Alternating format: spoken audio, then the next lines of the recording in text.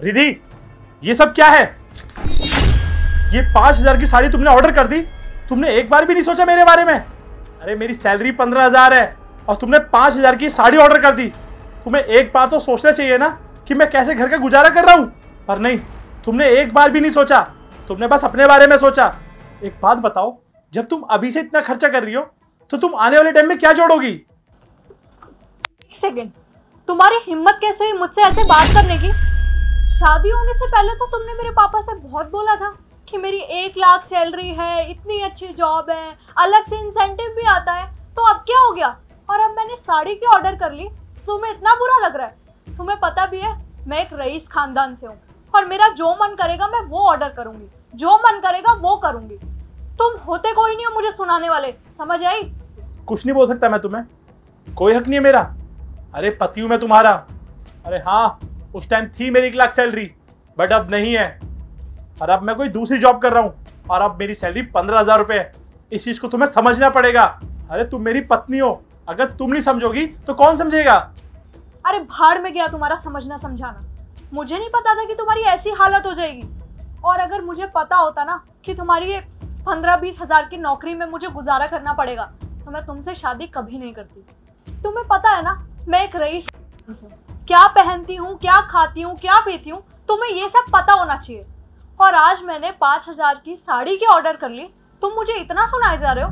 और मेरा जो मन करेगा मैं वो पहनूंगी, जो मन करेगा वो ऑर्डर करूंगी। तुम कोई नहीं होते मुझे बोलने वाले। और आज तक मेरे माँ बाप ने मुझसे ऐसे ऊंची आवाज में बात नहीं की, तो तुम कौन होते ऐसे बात करने वाले? तो मैंने 5,000 की साड़ी की ऑर्डर कर ली, तुमने अपनी औकात दिखा दी।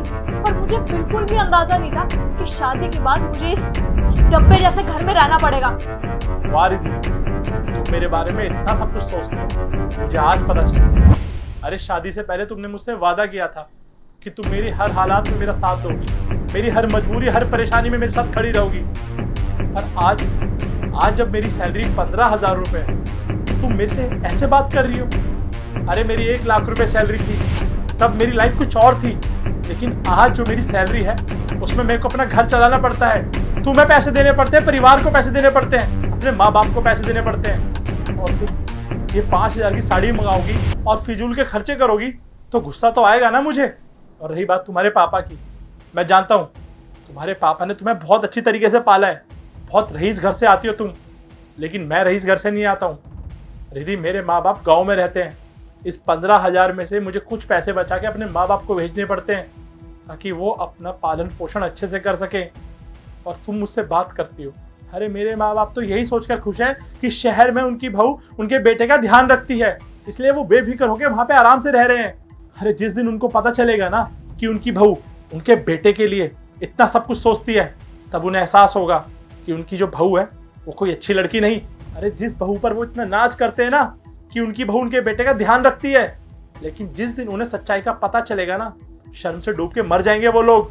अरे मैं तो ये सोचता था कि शादी से पहले जो रिधि मेरे को ये बोलती थी कि वो मेरे हर पल में मेरे साथ खड़ी रहेगी, आज वो मुझे मेरी औकात दिखा रही है।